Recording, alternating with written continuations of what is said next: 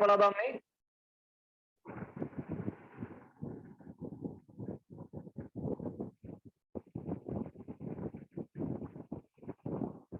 Suppose आपको अगर किसी फिजिकल क्वांटिटी के 4-5 रीडिंग्स दिए हुए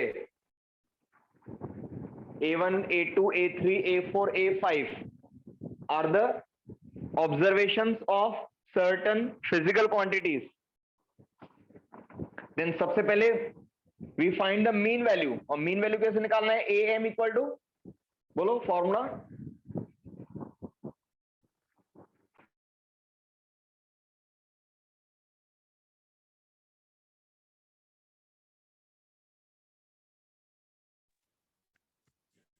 How to find mean value?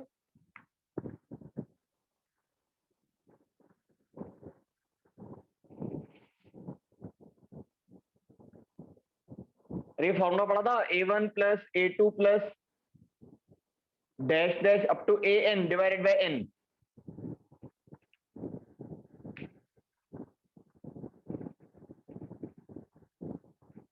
Hello, yes, आवाज आ रही है ना?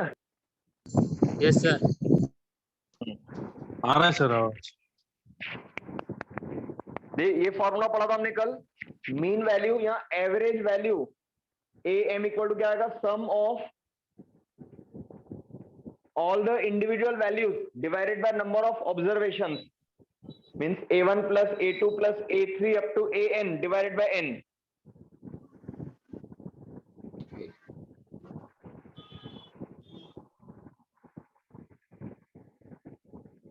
देन उसके बाद हमने फाइंड आउट किया था absolute error in each observation, और absolute error in first observation इसको लिखा था हमने magnitude of AM minus A1। Absolute error का मीनिंग लिखा था हमने positive difference between the measured value and the true value. Positive difference between the measured value and the true value या mean value is called as absolute error। तो first observation का absolute error क्या आएगा? Delta A1 equal to AM minus A1। Similarly delta A2 equal to आएगा AM minus A2। ये दो vertical lines का मतलब है we have to take only magnitude, plus या माइनस साइन नहीं लेना है, केवल पॉजिटिव डिफरेंस लेना है between mean value and each individual value.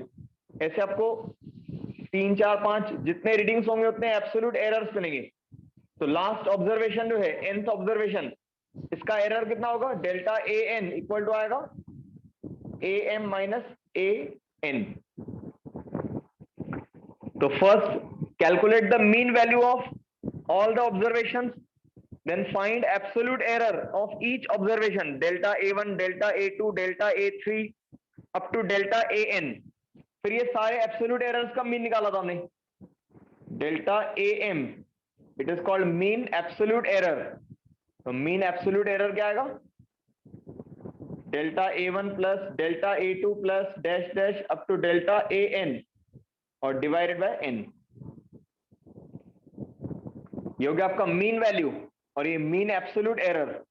और लास्ट में पढ़ा था हमने परसेंटेज एरर इक्वल टू आएगा mean absolute error upon mean value multiplied by 100।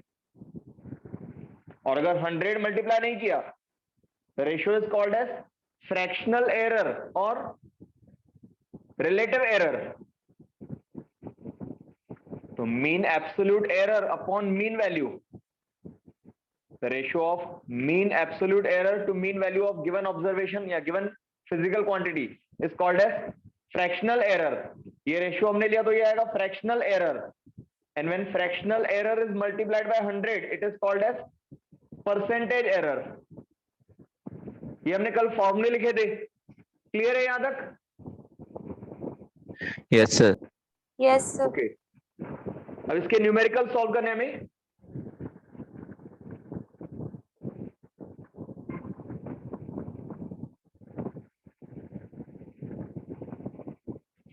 let us solve numericals based on this concept right, एक numerical लिखो।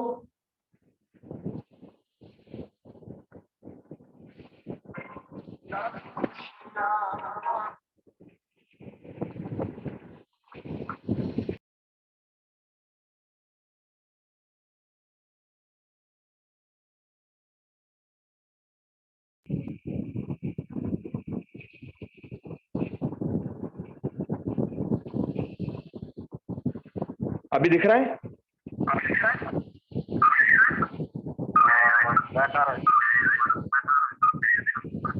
यहाँ से ओके दिख रहा है। हाँ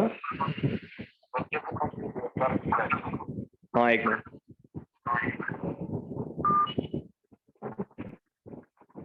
यस, बोर्ड दिख रहा है सबको? Yes, sir. echo रही हाँ, वॉइस echo रही थी। नहीं, बोर्ड दिख रहा है ना, व्हाइट बोर्ड जो है आपका लिखा हुआ, जो मैंने अभी फॉर्मूले लिखे थे वो दिख रहे थे? Yes, sir.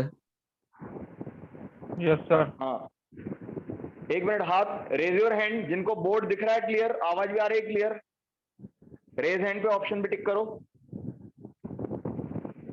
ओके, फिर एक दो लोगों को प्रॉब्लम है, अभी चेक करो जिनको नहीं दिख रहा था पहले बोर्ड। ठीक है, तो यहां से कोई प्रॉब्लम नहीं है, स्क्रीन वॉइस दोनों क्लियर है।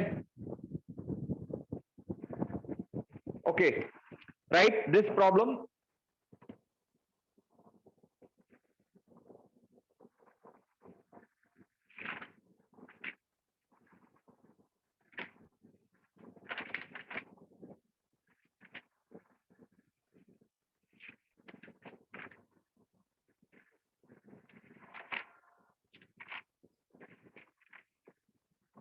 The weights of an object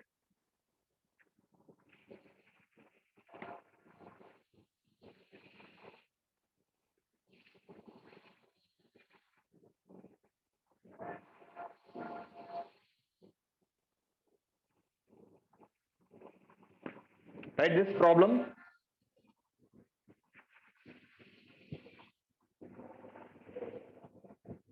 The weights of an object by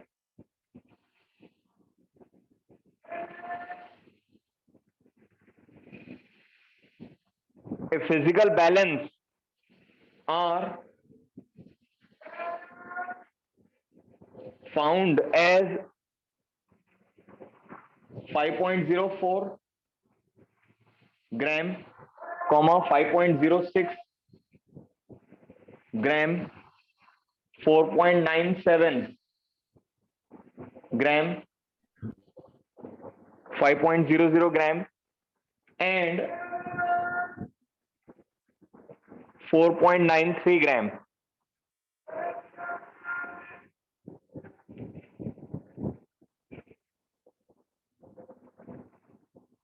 Find the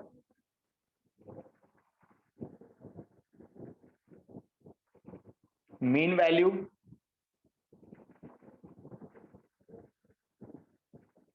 mean absolute error,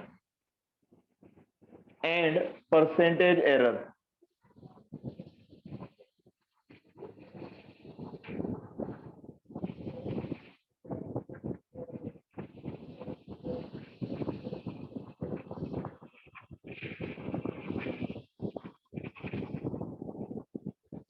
Yes, लिख लिया question? Yes sir.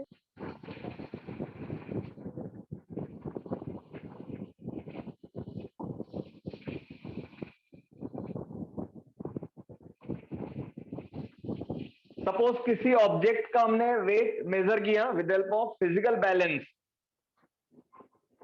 Physics lab में एक बैलेंस होता है जिससे हम ऑब्जेक्ट का वेट हम कैलकुलेट कर सकते हैं accurately, that is called as physical balance. जैसे आपने किराना शॉप में देखा, वो इलेक्ट्रिक बैलेंस होता है, इलेक्ट्रॉनिक बैलेंस होता है। तो फिजिक्स लैब में यूज करते हैं फिजिकल बैलेंस। तो with help of physical balance the weight of an object is determined. और इसके कितने रीडिंग लिए हमने? 1 2 3 4 5 रीडिंग्स आर टेकन। और हमें फाइंड आउट करना है mean value, then mean absolute error, and then percentage error. Right the solution.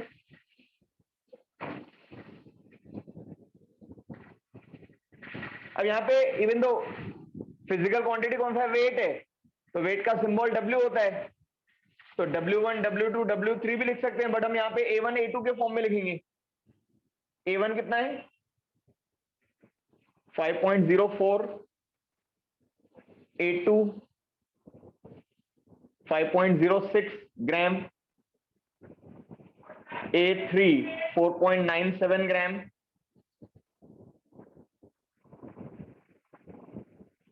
A4 5.00 ग्राम और A5 4.93 ग्राम।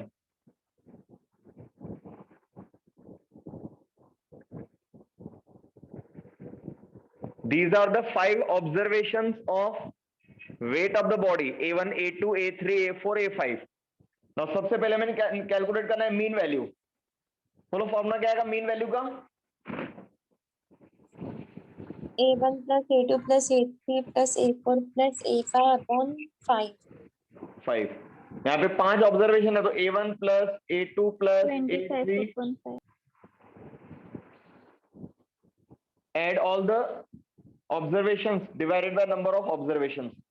सॉल्व करो इसको, कितना आ रहा है? Sir, 5.008. 5.008 नहीं आएगा, 5.00 ही आएगा एक्यूरेटली। 5 ओनली 5 आएगा, बट उसको 5.00 ही लिखना है, क्योंकि आगे हम समझेंगे फिजिक्स में। अब यहाँ पे देखो 5.00 ग्राम दिया है, तो नो डाउट मैथमेटिकली इसको 5 लिखा तो भी चलता है, लेकिन ये जिस बैलेंस पर मेजर किया उसमें डेसिमल पॉइंट पर 2 डिजिट तक एक्यूरेसी है, ये उसका मीनिंग है। Solve this. तो 5.04 प्लस 5.06 प्लस 4.97 प्लस 5.00 प्लस 4.93 और डिवाइडेड बाय क्या आएगा 5। तो ये आप ऐड करोगे तो ये आएगा 25.00 अपॉन 5, मतलब 5.00, और ऑब्वियसली ग्राम में आएगा क्योंकि ऑप्शन सॉरी सारे वैल्यूज ग्राम में दिए हुए, तो आंसर भी ग्राम में रहेगा।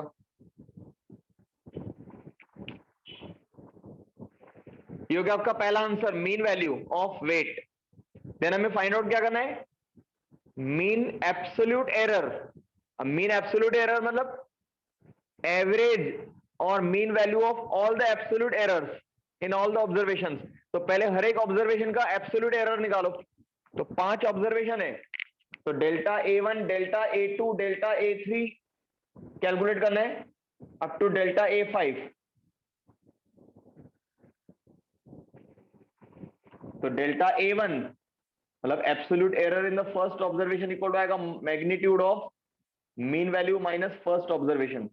अब मीन वैल्यू है 5 और पहला रीडिंग कितना है 5.04।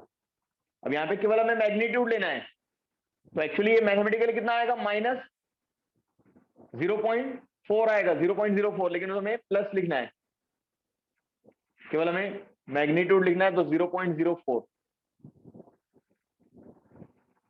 Similarly delta A2 equal to आएगा AM माइनस A2, 5 माइनस 5.06, तो ये आएगा आपका 0.06। समझ में आ रहा है? yes sir Yes, sir.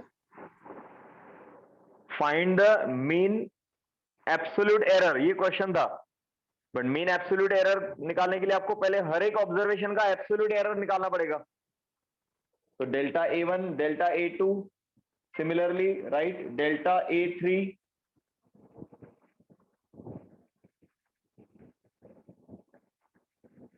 तो डेल्टा A3 यानी 5 minus 4.97।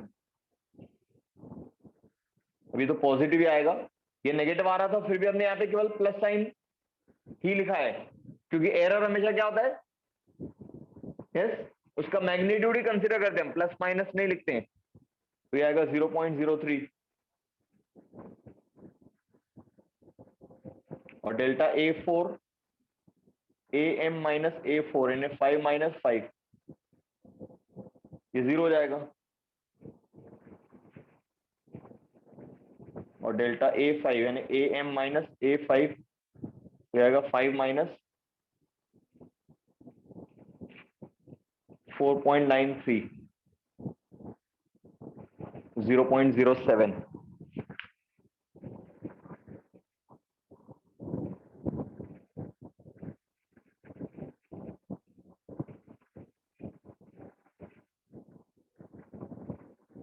So these are the absolute errors in different observations: delta a1, delta a2, delta a3, delta a4 and delta a5.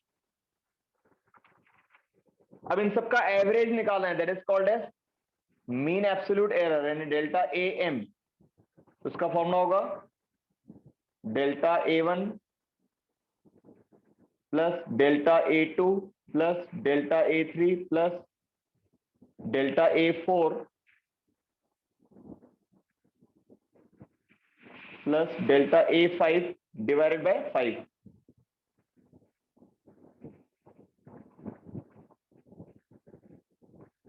Simplify this. तो mean absolute error delta am equal to 0.04, ये पहला reading है delta a1 का, plus 0.06 plus 0.03 plus 0 plus 0.07 upon 5.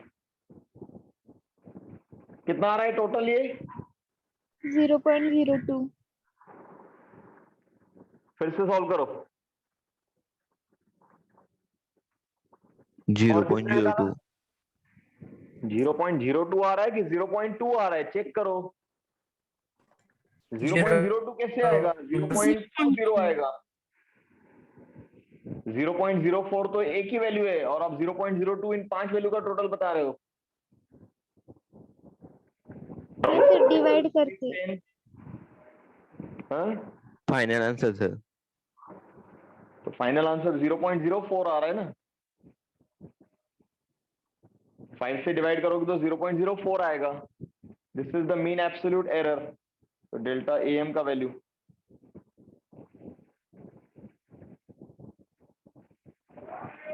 मिला. Yes sir. Yes sir. तो पहले step में हमने कैलकुलेट किया मीन वैल्यू am, फिर हमने हर एक रीडिंग का एब्सोल्यूट एरर निकाला, delta a1, delta a2 up to delta a5. Then mean absolute error delta am. Now last step क्या रहेगा? Percentage error. Now percentage error का फॉर्मूला क्या है? Mean absolute error upon mean value multiplied by 100. तो mean absolute error है 0.04, और mean value कितना निकाला था हमने? 5, और मल्टीप्लाइड बाय 100 कितना हुआ? 4%. 4%. तो ये कैलकुलेशन में भी गलती करो आप. ये 4 कैसे आएगा? 0.04 अपॉन 5 इंटू 100 है.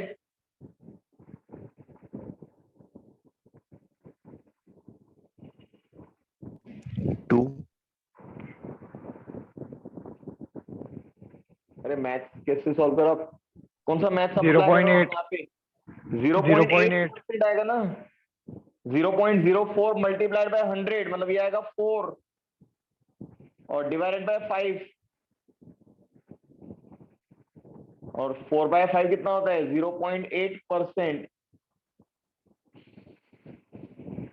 ये आंसर आएगा आपका 0.8%. 4 2 कैसे निकाला आपने answer? Answer is 0.8%.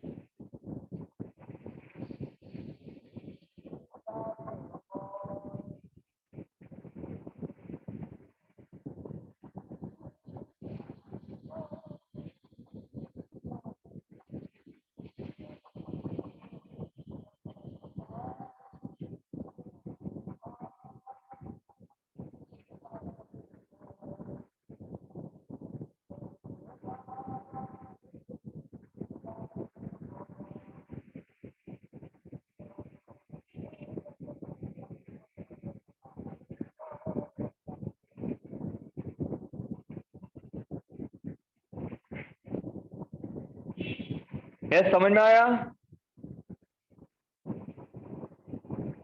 Yes, sir. Yes, sir.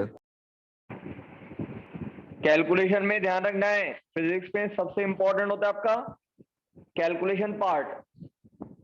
ये तो फॉर्मूला सब सही लिखा, वैल्यू भी सही लिखे, कैलकुलेशन में गलती की, फाइनल आंसर रॉन्ग आएगा तो मार्क्स कट हो जाएंगे। देखो एक प्रॉब्लम, ये होमवर्क के लिए आपका, घर पे आप सॉल्व कर लेना, राइट?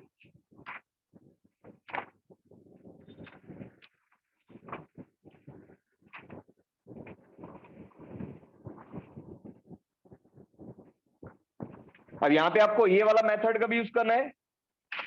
ये वाला मेथड आपको यूज करना है जब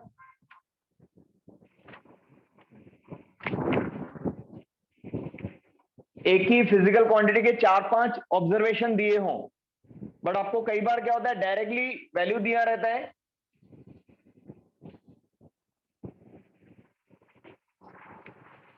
ठीक है? पहले एक एग्जांपल लिख लो, ये होमवर्क के लिए। अच्छा, कल वाला होमवर्क किया था? कल एक क्वेश्चन दिया था मैंने थर्ड एप्लीकेशन का, power depends on force and velocity.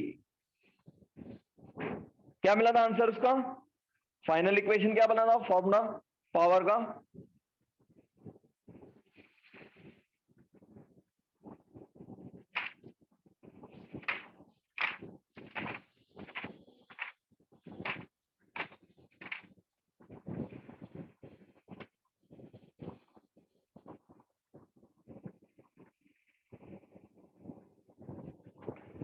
अरे किसने सॉल्व किया था कल वाला प्रॉब्लम?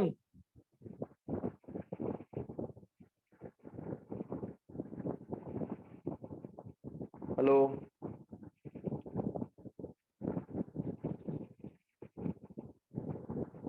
अरे एक प्रॉब्लम दिया था होमवर्क के लिए, वो भी आप सॉल्व नहीं कर पाते हो। क्या नहीं आ रहा है कि क्या इंटरेस्ट नहीं है फिजिक्स में? समझ में नहीं आया क्या प्रॉब्लम है? 22 स्टूडेंट्स में से एक भी सॉल्व नहीं करके आता है। Yes, sir. मैंने सॉल्व किया है। क्या मिला आंसर बोलो? F into V. Final answer. मतलब पावर 1 आया ना, Yes, sir. और k कांस्टेंट लिखना है, हमें नहीं मालूम है k क्या है। ये आंसर आएगा आपका, पावर 1 आएगा, फोर्स का वेलोसिटी का भी 1 आएगा। और कल एक ने तो बोला था कि मेरा हो गया अभी, गर्ल्स में किसने बोला था? जो मैंने आपको बोला था कल चेक करेंगे।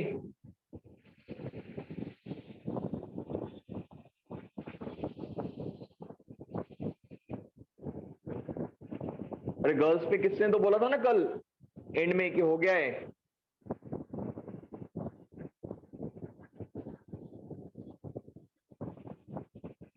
क्या लिखा है? k mv² upon 2r। Kinetic energy का फॉर्मूला थोड़ी बोला था मैंने, पावर का फॉर्मूला था। विपुल पाटिल, क्या मैसेज किया आपने?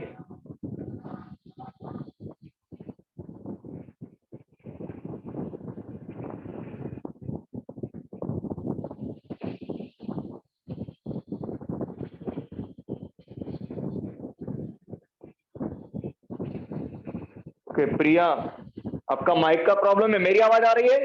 अब मैसेज करो।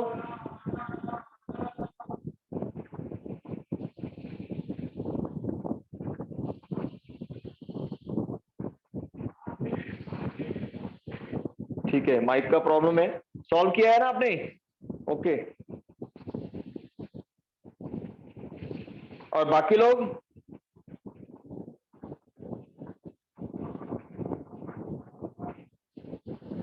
ट्वेंटी 23 स्टूडेंट्स दिख रहे हैं यहाँ पे ज्वाइन।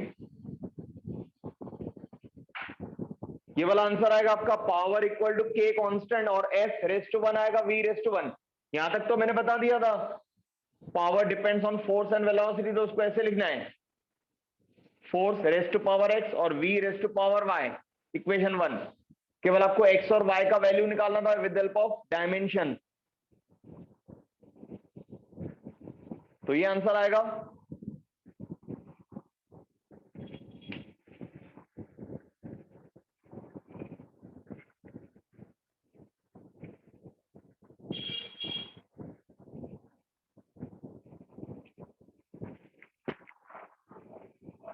चलिए next problem,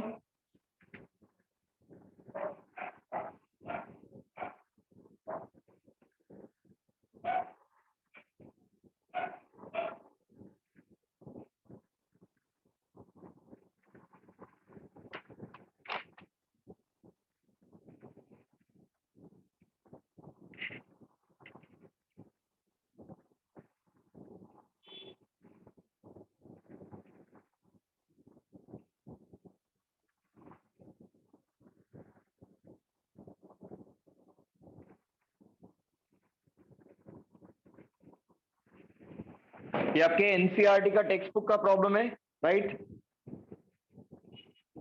in the measurement of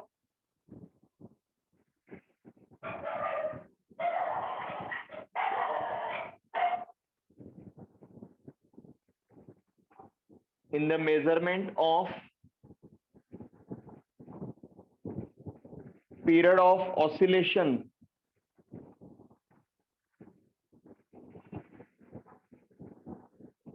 of simple pendulum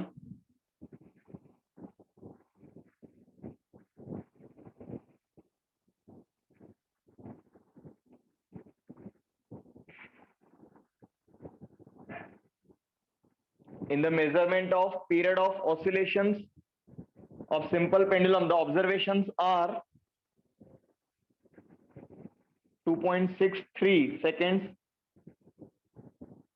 2.56 seconds, 2.42 second, 2.71 second and 2.80 seconds. Calculate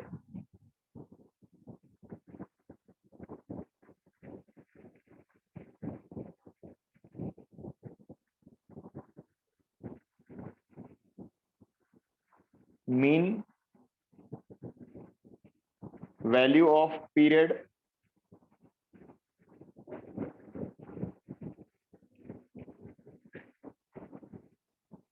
comma mean absolute error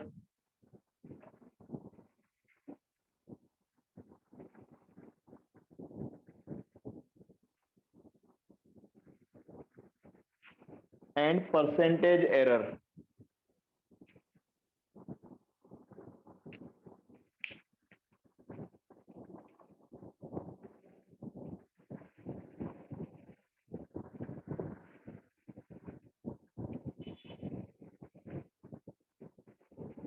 लिख लिया question?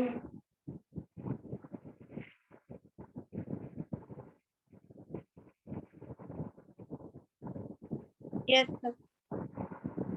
In the measurement of period of oscillation of simple pendulum, उस दिन बताया था, उसका formula भी derive किया था हमने 2 pi under root L upon g. Time period का फॉर्मूला मिला था T equal to K constant under root L upon g. याद है फॉर्मूला डिराइव किया था ये हमने डायमेंशनल मेथड से.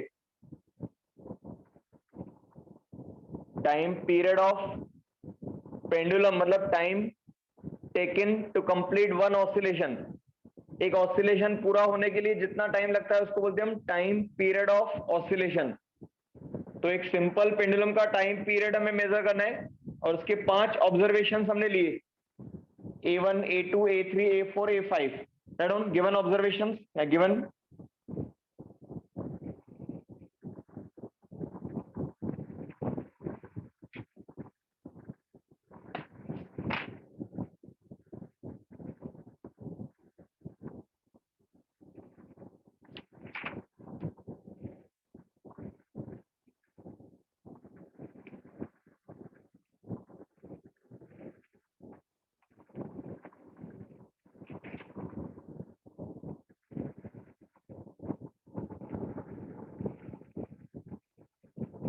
A1, A2, A3, A4, A5 are given. A1 2.63 second दिया है, A2 2.56, A3 2.42, A4 2.71 and A5 2.80. Now first calculate the mean value. ये हमें पूछा है mean value of time period. तो A suffix m. Time period का symbol T1 भी लिख सकते हैं हम. T1, T2, T3, T3, T4, T5, capital T1. तो मीन वैल्यू का नाम क्या होगा? Capital TM. M for mean value, T मतलब टाइम पीरियड. यहाँ स्टैंडर्ड जो हमने फॉर्मूला में लिखा A1, A2, A3 लिखा तो भी चलेगा. क्या आएगा mean value?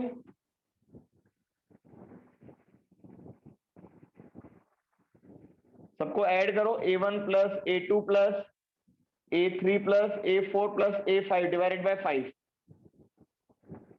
Solve this. 2.63 plus 2.56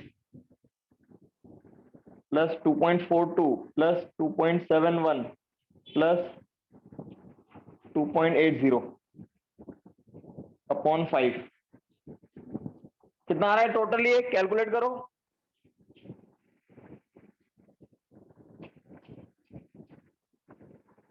1.624.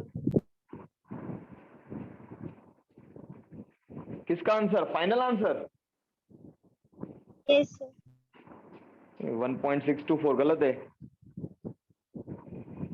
2.624 आएगा। ये टोटल कितना आ रहा है पहले ये बताओ। What is the total of these 5 observations? 13.12 13.12. ये बराबर है 13.12 अपॉन 5। अब 5 से इसको डिवाइड करो तो 2 टाइम्स आएगा, 5 टू द 10 तो 2.624.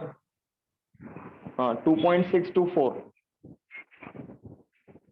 अब देखो यहाँ पे एक और पॉइंट याद रखना है, सारे ऑब्जर्वेशन में देखो डेसिमल के बाद कितने डिजिट्स तक दिया हुआ है? 2 digits. After decimal point 2 digit तक दिया हुआ है डेटा, तो आंसर भी हमें वैसे ही एक्सप्रेस करना है। तो यहाँ पे हम इसको राउंड ऑफ करेंगे, डेसिमल पॉइंट के बाद 2 डिजिट तक राउंड ऑफ करेंगे। मतलब तीसरा डिजिट अगर 5 से कम है तो उसको इग्नोर कर दो, और 5 से ज्यादा रहा तो उसको 3 कर देंगे हम। तो यहाँ पे 2.624 है तो ये इग्नोर कर दो, मतलब उसको हम नियरली क्या लिखेंगे? 2.62 2.62। अगर 2.628 होता था तो आपने पढ़ा रूल राउंड ऑफ करने के लिए, ये मोर देन 5 है तो यहाँ पे 1 ऐड हो जाएगा, यानी 28 का 30 हो जाएगा, बराबर।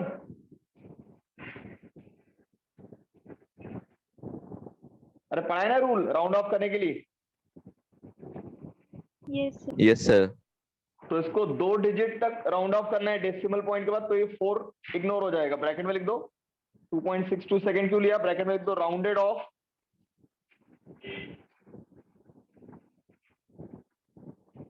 To second decimal point.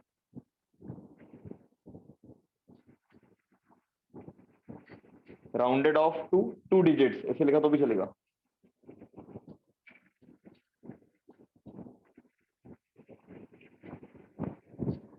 Because जितना भी डेटा में दिया हुआ है उन सब में डेसिमल पॉइंट के बाद 2 डिजिट तक ही वैल्यू दिया हुआ है, तो आंसर में भी वैसे लिखना है। तो mean value of time period क्या आएगा? 2.62 seconds. Then find the absolute error in all the readings, delta A1 delta A2। Solve करो। Find the absolute errors in each observation. Delta A1 इसका फॉर्मूला आएगा magnitude of AM minus A1, मतलब 2.62 minus पहला reading है 2.42, कितना आया difference?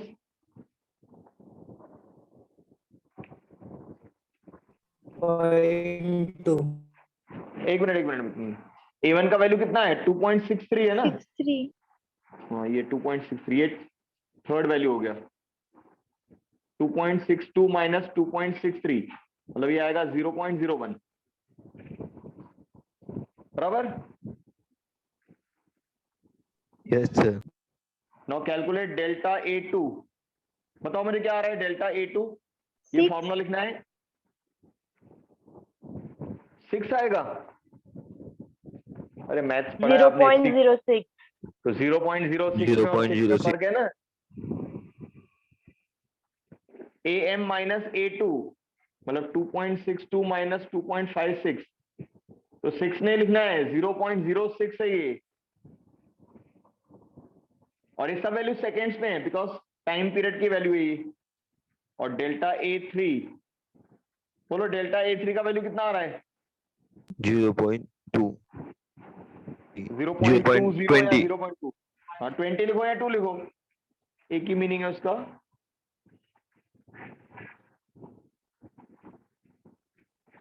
Zero 0.20 ये वाला जीरो नहीं लिखा तो भी अंडरस्टूड रहता है, लेकिन इधर वाला जीरो लिखना पड़ता है हमें, लेफ्ट साइड वाला। डेल्टा A4 कितना आ रहा है? 0.09. Mean value minus fourth observation, यानी 2.62 माइनस 2.71, तो ये आ रहा है 0.09। और डेल्टा A5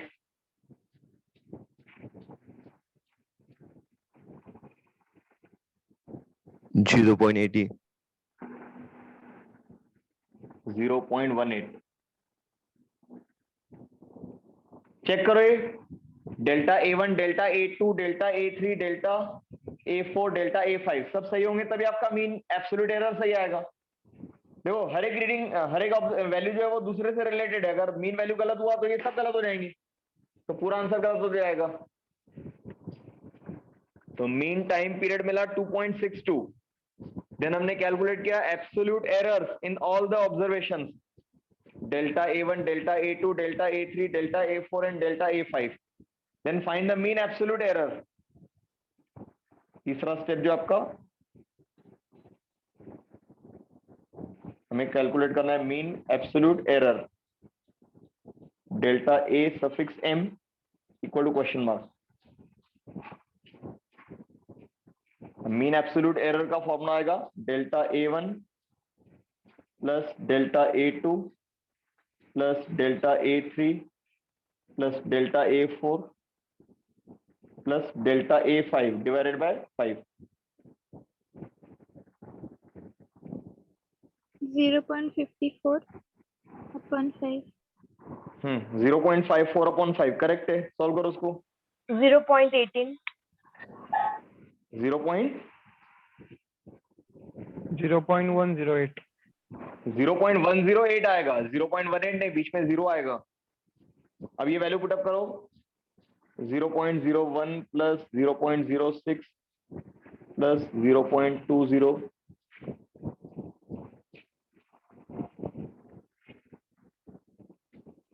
इन सबका टोटल आ रहा है आपका 0.54 और अपॉन 5। अब इसको सॉल्व करोगे तो कितना आएगा? 0.108। अब इसको भी राउंड ऑफ करना है डेसिमल के बाद 2 डिजिट तक, तो क्या हो जाएगा? Rounding off 0.11. पॉइंट के बाद 2 डिजिट चाहिए हमें, तो थर्ड डिजिट ये 8 है, मोर देन 5, तो इस पे 1 ऐड कर दो, मतलब ये हो जाएगा आपका 0.11 सेकेंड। बराबर है? Yes sir. ऐसे क्यों लिखा हमने? ब्रैकेट में लिख दो, राउंडेड ऑफ किया हमने, राउंड ऑफ किया इसको, rounded off to second decimal place.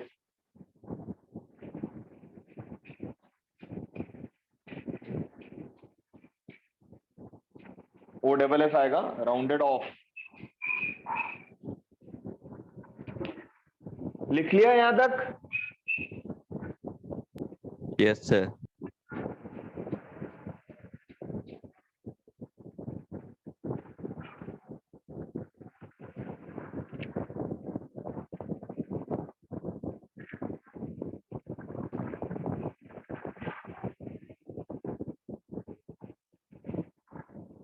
तो पहले हमने कैलकुलेट किया mean value of time period, then absolute error in each observation, delta A1 से लेकर डेल्टा A5 तक, देन मीन एब्सोल्यूट एरर। अब लास्ट स्टेप क्या निकालना है हमें? Percentage error. क्या है फॉर्मूला परसेंटेज एरर का? Absolute error upon mean value into 100. Mean absolute error upon mean value into 100। याद रखना, अगर परसेंटेज एरर पूछा है तो 100 मल्टीप्लाई करना है, और अगर फ्रैक्शनल एरर पूछा है तो 100 से मल्टीप्लाई नहीं करना है। तो परसेंटेज एरर इक्वल टू आएगा delta AM divided by AM multiplied by 100। Mean absolute error upon mean value into 100। तो मीन एब्सोल्यूट एरर कितना मिला? 0.11, और मीन वैल्यू कितना था मीन वैल्यू? 2.62 था ना, इंटू 100।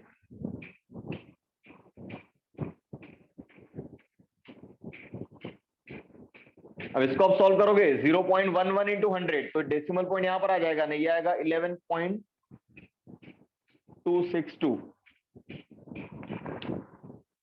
11/2.62।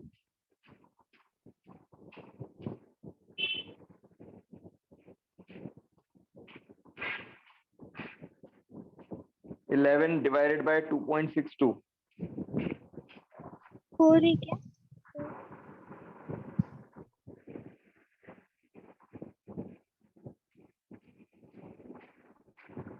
4.198 आ रहा है यार आपका, 4.198, और राउंड ऑफ करोगे तो आप कितना आ जाएगा? 4.20 थर्ड डिजिट 4.20 आ जाएगा।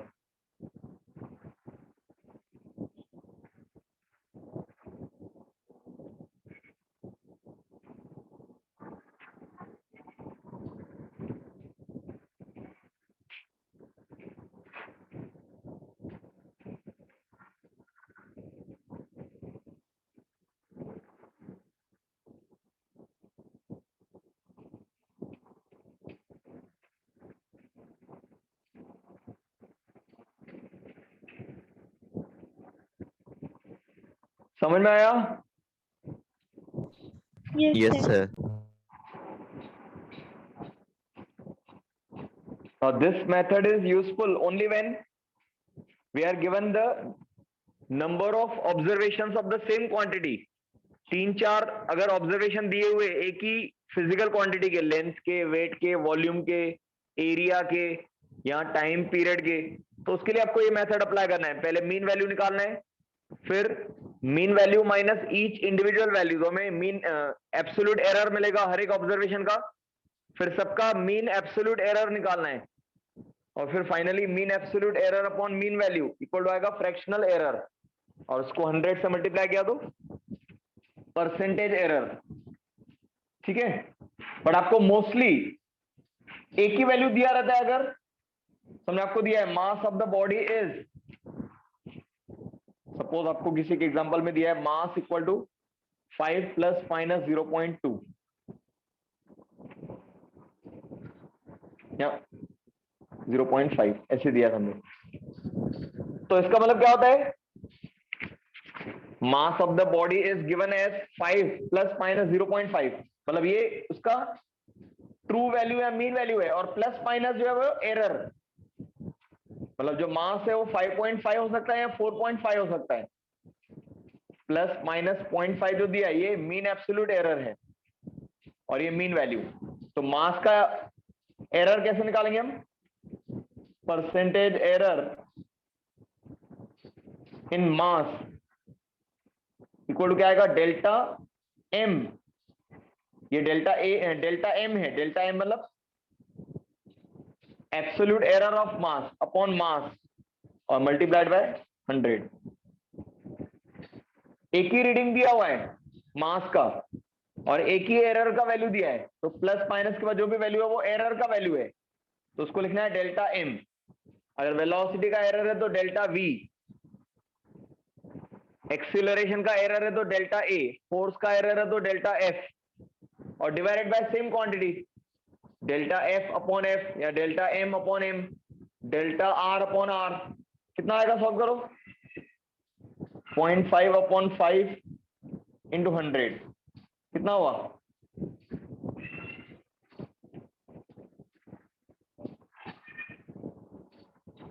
अरे बोलो कितना हुआ कैलकुलेशन?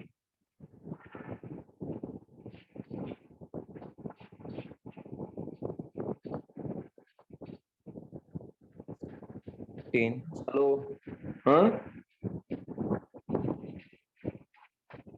10। अरे कैलकुलेट 10 आएगा ना, 10%। तो आपको इस फॉर्म में दिया रहता है मोस्ट ऑफ द केसेस में, डेटा आपको ऐसे दिया रहेगा, फिजिकल क्वांटिटी इक्वल टू उसका वैल्यू दिया रहेगा, वो ट्रू वैल्यू है मीन वैल्यू, और प्लस माइनस उसका एरर। समझे आपको? से इलेक्ट्रिक करंट I का वैल्यू दिया है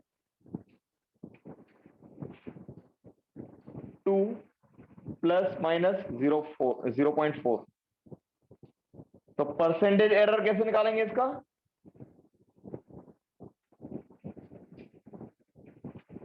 बोलो फॉर्मूला क्या बनेगा? सिंबॉलिक फॉर्मूला लिखना है delta I upon I into 100। अब इस पे डेल्टा I का वैल्यू कितना है? 0.4 0.4 upon 2. upon 2 into 100. Solve this. 20%. 20%. मतलब ये आएगा आपका 20%। तो आपको इस टाइप में दिया रहता है data, given quantity plus minus error, तो error upon mean value of that quantity जो भी आपको दिया रहेगा इक्वल टू क्या आएगा? फ्रैक्शनल एरर, और उसको 100 मल्टीप्लाई कर दो, 100 मल्टीप्लाई करने के बाद हमें मिलेगा परसेंटेज एरर। समझ में आया? Yes, sir. Yes, sir. तो आपको इस टाइप का डेटा दिया रहेगा, और ये कहां पर यूज करना है वो हम कल समझेंगे हम, कि अगर आपको दो फिजिकल क्वांटिटीज का प्रोडक्ट दिया है, जैसे प्रेशर, मोमेंटम क्या होता है? Mass into velocity. समझो मास का एरर है 2% और वेलोसिटी का एरर है 3%, तो मोमेंटम का एरर कितना होगा? तो यहां पे मोमेंटम क्या होता है? Product of mass and velocity. Mass का एरर आपने निकाला समझो ऐसे, ये मेथड से 2% आया, वेलोसिटी का ऐसे निकाला आपने 3% आया, तो मोमेंटम का कितना होगा? तो ये मल्टीप्लाई नहीं करने, दोनों ऐड करने हैं। तो percentage error of the momentum 2 into 3 6% नहीं लिखना है, क्या लिखना है आपको? 2 प्लस 3 5% आएगा। ठीक है, तो इसको बोलते हैं हम कॉम्बिनेशन ऑफ एरर्स। तो जब दो फिजिकल क्वांटिटीज के एरर्स कंबाइन करेंगे हम, तो ऐड करने हैं या फिर सबट्रैक्ट करने हैं, तो डिपेंड करता है आपकी आपको फॉर्मूला कौन सा दिया है। तो कल हम समझेंगे कॉम्बिनेशन ऑफ एरर्स। ठीक है, Yes, sir. Yes, sir. थोड़ा रिवाइज करके आना है। कितने लोगों ने फिजिकल क्वांटिटीज के डायमेंशंस लर्न कर लिए जो हमने लिखे थे? 15 क्वांटिटीज। मैंने बोला था जो 15 क्वांटिटीज आपको दिए हैं, dimensions of the 15 different quantities, कम से कम वो बेसिक क्वांटिटीज याद रखने हैं।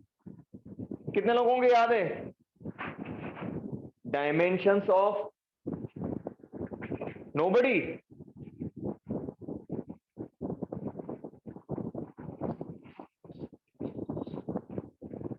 यस, किसके भी याद नहीं है?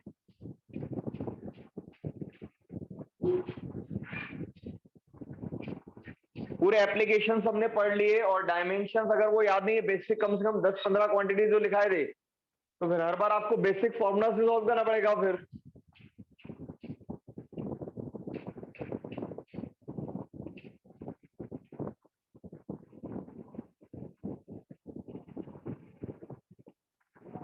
हेलो, अरे रिप्लाई तो करो कुछ, यस सर, नो सर। क्या प्रॉब्लम है? आप फिजिक्स में इंटरेस्ट नहीं है, समझ में नहीं आ रहा है ना? आप होमवर्क करके आते हो ना रिवाइज करके आते हो?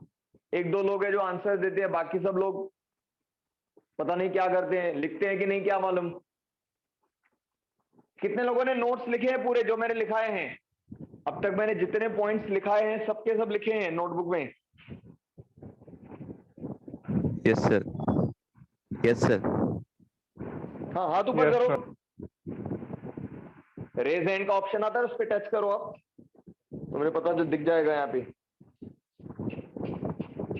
बस 4 लोगों ने लिखे नोट्स, 5, और बाकी लोग क्या करते हैं?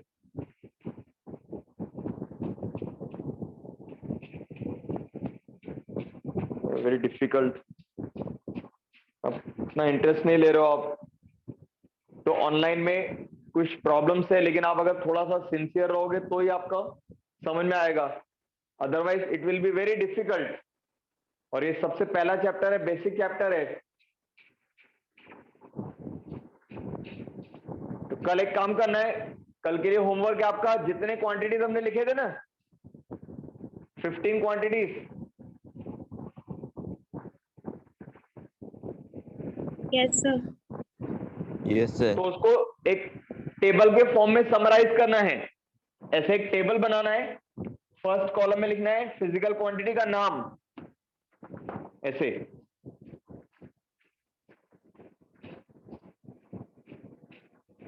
सेकेंड कॉलम में लिखना है उसका फॉर्मूला, फॉर्मूला। और थर्ड कॉलम में लिखना है डायमेंशनल फॉर्मूला, मतलब डायमेंशन। जैसे आपने लिखा स्पीड, तो यहां पे फॉर्मूला क्या लिखोगे आप? Distance upon time. फिर यहाँ पे डायमेंशन लिखने हैं m0 l1 t⁻⁻1। यहाँ पे नंबर डाले 1 2 3 4। तो सेकेंड आपने लिया फोर्स, तो यहाँ पे फॉर्मूला क्या लिखोगे आप? Mass into acceleration. फिर ये दोनों मल्टीप्लाई करके यहाँ पे डायमेंशन। समझ में आया? Yes sir. Yes sir. ऐसे टेबल बनाना है, उसमें कितने क्वांटिटीज लिखने हैं जो मैंने आपको लिखवाए थे। कितने लिखवाए थे? 15 14।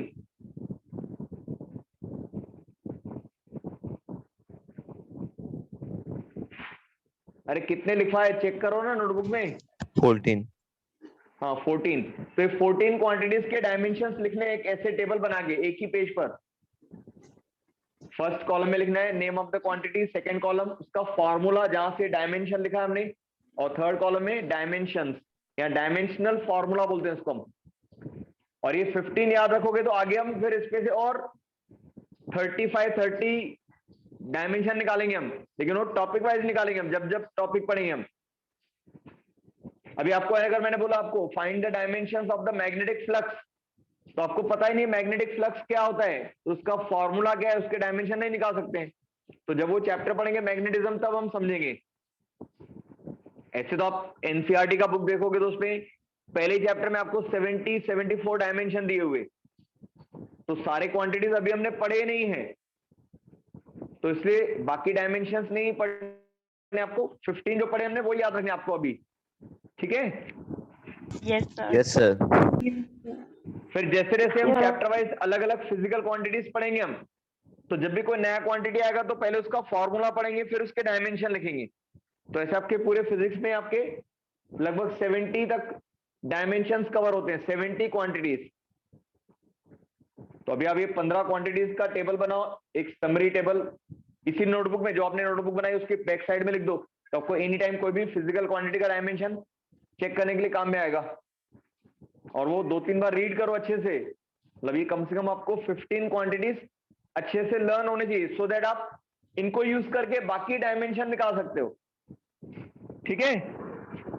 ओके, कल कंटिन्यू करेंगे हम। Yes sir. Yes.